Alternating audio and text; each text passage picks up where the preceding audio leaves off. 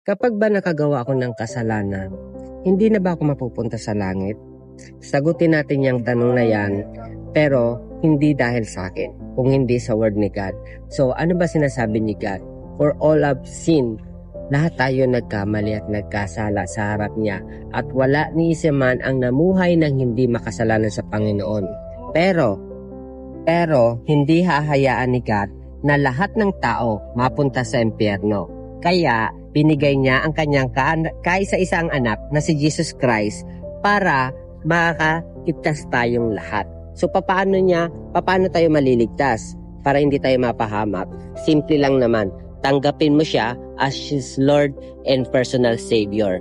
Nakalagay yan sa John 3:16 na ang sino man daw sumampalataya at maniwala sa Panginoong Hesus ay hindi na mapapahamak, kundi magkakaroon pa ng buhay na walang hanggan. Kaya kung ayaw mong mapahamak dahil sa mga kasalanan na ginagawa mo, isa lang ang dapat mong gawin.